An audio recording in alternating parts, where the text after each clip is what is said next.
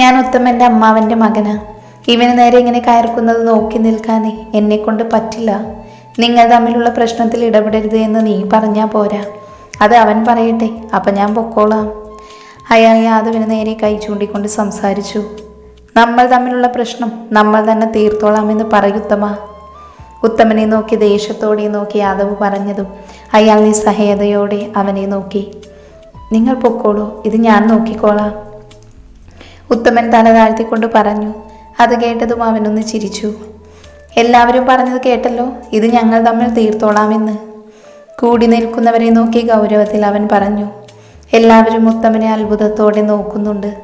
എന്നാൽ അവർക്കൊന്നും മറുപടി കുറുക്കാൻ ഉത്തമന് കഴിയുന്നില്ല. അപ്പോൾ ഇയാൾക്ക് പറയാനുള്ളത് എല്ലാവരും കേട്ടു. അതുകൊണ്ട് എല്ലാവരും ഇവിടെ നിന്ന് പോയി തരണം. അവർക്ക് ചുറ്റും കൂടി നിൽക്കുന്ന ആളുകളെ നോക്കിക്കൊണ്ട് യാദവ് ശബ്ദമുയർത്തി. അതോടെ എല്ലാവരും അവിടെ നിന്ന് പോയി. അപ്പോഴും യാദവിനെ തല ഉയർത്തി നോക്കാൻ ധൈര്യമില്ലാതെ ഉത്തമൻ തല താഴ്ത്തിയിരുന്നു. ഉത്തമന്റെ അടുത്തേക്ക് ഒരു വിജയചിരിയോടെ യാദവ് നടന്നെടുത്തു.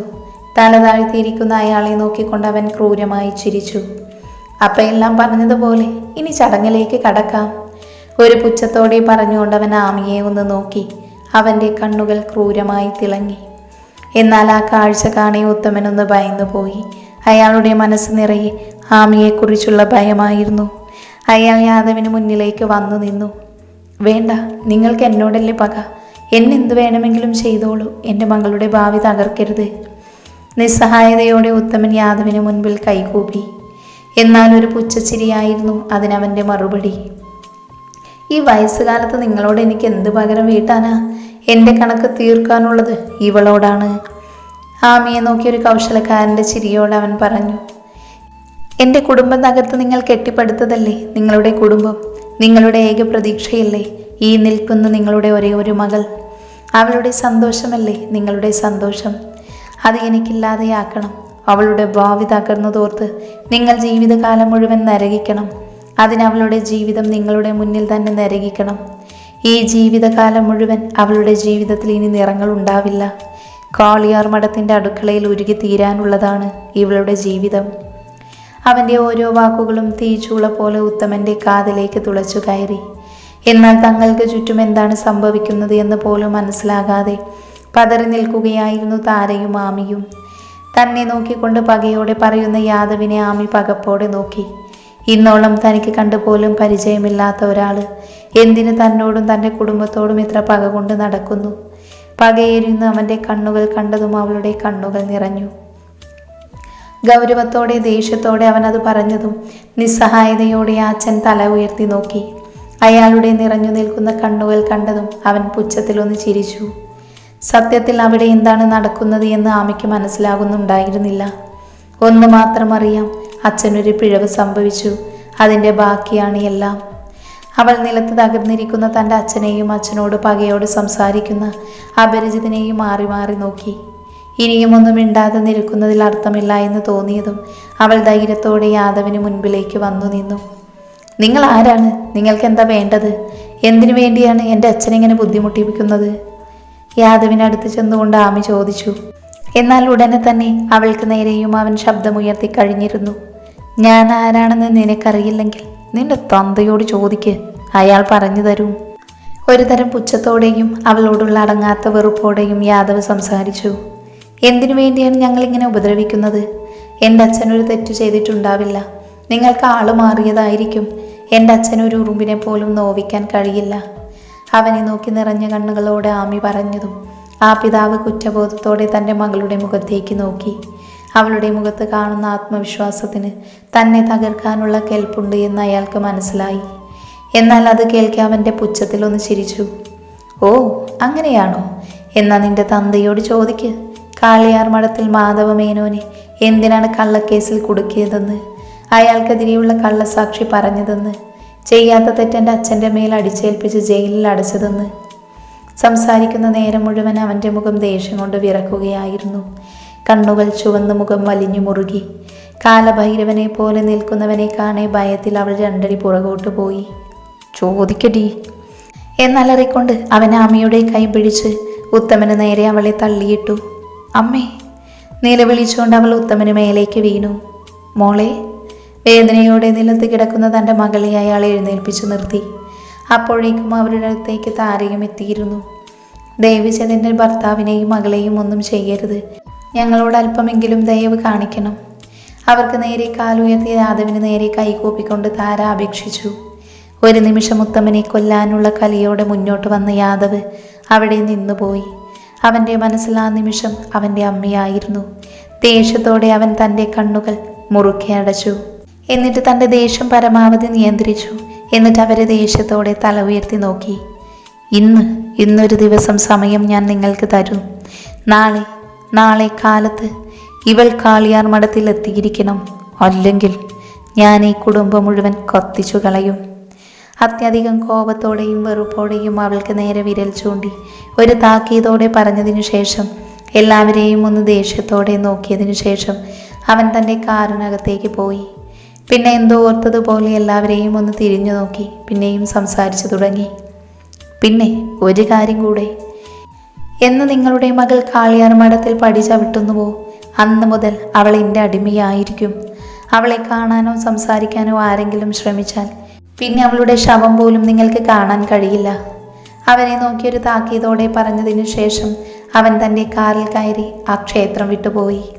ഒരു ഞെട്ടലോടെ എല്ലാവരും ആ കാഴ്ച നോക്കി നിന്നു. ഇനിയൊന്നും കേൾക്കാനോ പറയാനോ ഇല്ലാത്തതുപോലെ ഉത്തമൻ തകർന്നു നിലത്തേക്കിരുന്നു. അതുവരെ ഒന്നും മനസ്സിലാകാതെ അവന് പോയ വഴിയെ നോക്കി നിന്നു ആമി. മോളെ എന്നുള്ള അമ്മയുടെ വിളിയിൽ തിരിഞ്ഞു നോക്കിയതും കാണുന്നത് തകർന്നു നിലത്തേക്കിരിക്കുന്ന അച്ഛനെയാണ്. അച്ഛാ എന്ന് വിളിച്ചുകൊണ്ട് അവൾ ഉത്തമൻ്റെ അടുത്തേക്ക് പോയതും അയാൾ അവരെ നേരിടാൻ കഴിയാതെ തല താഴ്ത്തി നിന്നു. താരയും ആമിയും അയാളുടെ ഇപ്പോഴത്തെ അവസ്ഥ മനസ്സിലാക്കിയതുപോലെ അയാളോടൊന്നും ചോദിക്കാതെ വീട്ടിലേക്ക് പോയി. അമ്പലത്തിൽ നിന്നും പുറത്തേക്ക് ഇറങ്ങുമ്പോഴും നിർത്തിയിട്ട കാറിലേക്ക് കയറുമ്പോഴും 3 പേരും പരസ്പരം ഒന്നും മിണ്ടിയിരുന്നില്ല.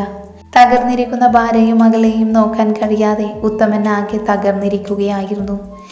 മറ്റുള്ളവരെ എല്ലാവരെയും നേരത്തെ പറഞ്ഞു വിട്ടതുകൊണ്ട് വേറെ ആരും ഉണ്ടായിരുന്നില്ല. മകളുടെ 2 തവണ മുടങ്ങിയ വിവാഹത്തേക്കാൾ ഉത്തമനെ തളർത്തിയത് നാളത്തെ കാര്യം ഓർത്തുള്ള ഭയമായിരുന്നു. കാർ നിർത്തി വീടിന് മുന്നിലേക്ക് ഇറങ്ങിയതും അയൽപക്കത്തുള്ള തലകൾ ഓരോന്നായി മതിലിനു മുകളിൽ പൊന്തി വരാൻ തുടങ്ങി. എന്നാൽ അതൊന്നും കാര്യമാക്കാതെ അവർ നേരെ വീട്ടിലേക്ക് കയറി. അകത്തു കയറിയ ഉടനെ താര ഡോർ അടച്ചിരുന്നു. എന്നാൽ ആർക്കും മുഖം പോലും കൊടുക്കാതെ ഉത്തമൻ നേരെ തൻ്റെ മുറിയിലേക്ക് പോയി. ആമിയും ആരെയും നോക്കാതെ അവളുടെ മുറിയിലേക്ക് പോയി. ദേഹത്തുള്ള ആഭരണങ്ങളും കല്യാണ സാരിയും അവൾ അഴിച്ചു മാറ്റി തല നന്നായി ഒന്ന് കുളിച്ചു. ഒരു ധാവണി ചുറ്റി പുറത്തേക്ക് വരുമ്പോൾ അവൾ മനസ്സിലുറച്ച കുറച്ച് തീരുമാനങ്ങൾ എടുത്തിരുന്നു. ഉത്തമൻ്റെ മുറിക്ക് മുൻപിൽ വസ്ത്രം പോലും മാറാതെ അതേ ഇരുപ്പിരിക്കുകയാണ് താര. അവളുടെ മുഖമാകെ സങ്കടം കൊണ്ട് ചുവന്നു തുടുത്തിട്ടുണ്ട്. ഉത്തമൻ്റെ മുറിയിലേക്ക് വന്ന ആമി കാണുന്നത് ഈ കാഴ്ചയാണ്. കുറച്ചു സമയം അതേ ഇരുപ്പിരുന്ന അച്ഛനെ കാത്തിരുന്നെങ്കിലും ഉത്തമൻ പുറത്തേക്ക് വന്നില്ല. ഇനിയും ക്ഷമിക്കാൻ കഴിയില്ല എന്ന് തോന്നിയതും ആമി അച്ഛൻ്റെ മുറിയുടെ കതകൾ തട്ടിക്കൊണ്ടിരുന്നു. അച്ഛ, കതക് തുറക്ക് അച്ഛ. അല്പസമയത്തിനു ശേഷം മുറിയുടെ കതക് തുറന്നു വന്നു. അതിനകത്തേക്ക് കയറിയ ആമി കാണുന്നത് ഒരു പഴയ ചാരു കസേരയിലിരിക്കുന്ന ഉത്തമനെയാണ്. അയാളുടെ തല താഴ്ന്നിരിക്കുന്നത്. ആമി പതിയെ അയാളുടെ അടുത്തേക്ക് പോയി. ഉത്തമൻ്റെ ചെയറിന് താഴെ ഇരുന്ന അയാളെ ഒന്ന് നോക്കി. എന്നിട്ട് സമാധാനപരമായി സംസാരിച്ചു തുടങ്ങി. എന്താ അച്ഛ ഇവിടെ നടക്കുന്നത്? അയാളെ പോലെ വലിയൊരു ബിസിനസ്മാൻ എന്തിനാണ് അച്ഛനോട് ഇത്ര വൈരാഗ്യം? അയാൾ പറഞ്ഞതുപോലെ അയാളുടെ അച്ഛൻ്റെ മരണത്തിന് കാരണം എൻ്റെ അച്ഛനാണോ? ഉത്തമനെ നോക്കി ആമി ചോദിക്കുമ്പോൾ സങ്കടം കൊണ്ട് അവളുടെ ശബ്ദം ഇടറുന്നുണ്ടായിരുന്നു. എന്നിട്ടും അവളെ തല ഉയർത്തി നോക്കാൻ ഉത്തമൻ തയ്യാറായില്ല. അത് കാണി ആമിക്ക് വല്ലാത്ത സങ്കടം തോന്നി. അവളുടെ കണ്ണുകൾ നിറഞ്ഞൊഴുകി.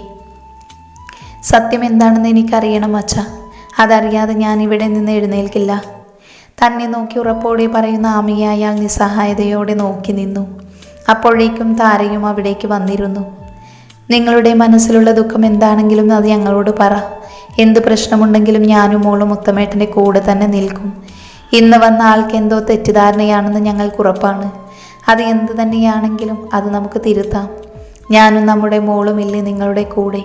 ഇനി എന്ത് പ്രശ്നമാണെങ്കിലും നമുക്ക് ഒന്നിച്ചു നിന്ന് നിങ്ങളുടെ നിരപരാധിത്വം തെളിയിക്കാം. ഉത്തമൻ്റെ കൈകളിൽ പിടിച്ചുകൊണ്ട് സ്നേഹത്തോടെ ആത്മവിശ്വാസത്തോടെ താര പറഞ്ഞതും അയാളുടെ കണ്ണിൽ നിന്നൊരു തുള്ളി അവരുടെ കയ്യിലേക്ക് പതിച്ചിരുന്നു.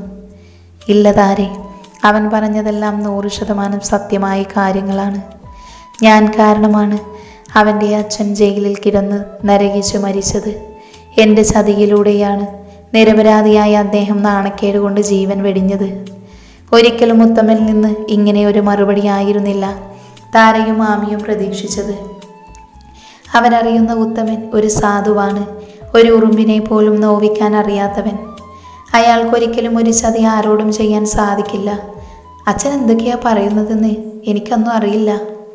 വിശ്വസിക്കാൻ കഴിയാതെ ആമിയും അച്ഛനെ തന്നെ നോക്കി നിന്നു. ഇനിയൊന്നും ഞാൻ മറച്ചു വയ്ക്കുന്നില്ല മോളെ, ഇനിയെല്ലാം നിങ്ങൾ അറിയണം. ഒരു നെടുവേർപ്പോടെ ഉത്തമൻ സംസാരിച്ചു തുടങ്ങി. അച്ഛൻ പറയുന്നത് കേട്ട് കഴിഞ്ഞാൽ എൻ്റെ മോളും ഭാര്യയും അച്ഛനെ വെറുക്കരുത്. അതുമാത്രമേ ഈ ജന്മം എനിക്ക് സഹിക്കാൻ കഴിയില്ല. തൻ്റെ നിറഞ്ഞു നിൽക്കുന്ന കണ്ണുകൾ തുടച്ചുകൊണ്ട് ഉത്തമൻ സംസാരിച്ചു തുടങ്ങി. അദ്ദേഹം പറയുന്നത് കേൾക്കാൻ വേണ്ടി താരയും ആമിയും കാതോർത്തു നിന്നു.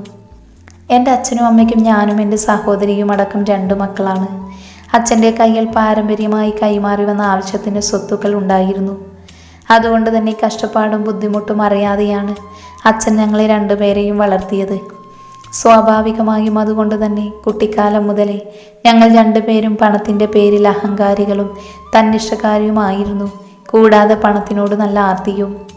പണമുണ്ടെങ്കിൽ എന്തും നേടാം, അതിനുവേണ്ടി എന്തും ചെയ്യാമെന്നുള്ള ചിന്താഗതിക്കാരായിരുന്നു ഞങ്ങൾ 2 പേരും. 10ാം ക്ലാസ് കഴിഞ്ഞ ഉടനെ ഈ ഗ്രാമപ്രദേശത്തിൽ നിന്ന് പഠിക്കാൻ വേണ്ടി ഞാൻ പട്ടണത്തിലേക്ക് പോയി. ആദ്യം അച്ഛന് സമ്മതിച്ചില്ല. അതുകൊണ്ട് തന്നെ എൻ്റെ തന്നിഷ്ടത്തിന് ഞാൻ വീട് വിട്ടിറങ്ങി. അച്ഛനെ ധിക്കരിച്ചിറങ്ങിയത് കൊണ്ട് തന്നെ ഇനി ഒരു ചില്ലിക്കാശ് പോലും തരില്ല എന്ന് പറഞ്ഞു അച്ഛൻ എന്നെ ഇറക്കി വിട്ടു. അച്ഛനോടുള്ള വാശിയിൽ ഒരുപാട് പണം സമ്പാദിച്ചതിന് ശേഷം മാത്രമേ ഇനി നാട്ടിലേക്ക് തിരിച്ചു വരൂ എന്ന് പറഞ്ഞ് ഞാനും അച്ഛനെ വെല്ലുവിളിച്ചു. ആ വീട്ടിൽ നിന്ന് ഇറങ്ങുമ്പോൾ സമ്പാദിക്കണമെന്നുള്ള വാശിയായിരുന്നു. അപ്പം ലക്ഷ്യം പണം സമ്പാദിക്കണമെന്ന് മാത്രം. അതിനുവേണ്ടി എന്തും ചെയ്യുമെന്ന് ഞാൻ മനസ്സിൽ ഉറപ്പിച്ചു. ഗ്രാമത്തിൽ നിന്ന് പുറത്തെത്തിയ ഞാൻ അവിടുത്തെ കാഴ്ചകളും അവിടുത്തെ ജീവിത രീതിയും അത്ഭുതത്തോടെ നോക്കിക്കണ്ടു. പതിയെ പതിയെ നഗരജീവിതം ഞാനും അംഗീകരിച്ച് ഇഷ്ടപ്പെട്ടു. അവിടുത്തെ എൻ്റെ ജീവിതം എല്ലാത്തിനു മുകളിൽ പണമാണ് എന്നുള്ള എൻ്റെ വിശ്വാസത്തെ കൂടുതൽ ബലപ്പെടുത്തുകയാണ് ചെയ്തത്. അങ്ങനെ ജോലി അന്വേഷിച്ച് അലഞ്ഞു തിരിയുന്ന സമയത്താണ് ഞാൻ സന്ദീപനെ കണ്ടുമുട്ടുന്നതും പരിചയപ്പെടുന്നതും. അവനുമായി നല്ലൊരു സൗഹൃദം എനിക്കുണ്ടായിരുന്നു. പണത്തിനോടുള്ള എൻ്റെ ആർത്തി അവന് നന്നായി മനസ്സിലാക്കിയിരുന്നു. ഒരു ജോലി സംഘടിപ്പിച്ചു തരാമെന്ന് പറഞ്ഞ് അവൻ്റെ അച്ഛൻ തന്നെ ബ്ലേഡ് കമ്പനിയിൽ എന്നെ നിർത്തിയിരുന്നു. എൻ്റെ കൂടെ വേറെയും ആളുകളുണ്ട്. സന്ദീപിൻ്റെ അച്ഛനായ ചന്ദ്രശേഖരൻ്റെ ബ്ലേഡ് കമ്പനിയിൽ നിന്നും പലിശയ്ക്ക് പണം എടുത്തവരിൽ നിന്നും പലിശ കിട്ടാതായ അവരുടെ വീട്ടിൽ ചെന്ന് പ്രശ്നമുണ്ടാക്കി പണം പിരിച്ചു കൊടുക്കലായിരുന്നു എൻ്റെ ജോലി. അതിൽ നിന്ന് എനിക്ക് നല്ലൊരു തുകയായിരുന്നു തന്നിരുന്നത്. പോരാത്തതിന് മദ്യപാനവും പുകവലിയും അങ്ങനെയെല്ലാം ഞാൻ രുചിച്ചു. പിന്നീട് അങ്ങോട്ട് എൻ്റെ ജീവിതം വളരെ മോശമായിരുന്നു. ഒരു ചെറുപ്പക്കാരൻ്റെ കയ്യിൽ ആവശ്യത്തിൽ കൂടുതൽ പണവും അധികാരവും വന്നാൽ അവനെ എത്രത്തോളം ക്രൂരനാക്കുമെന്നുള്ളതിന് ഉദാഹരണമായിരുന്നു ഞാൻ.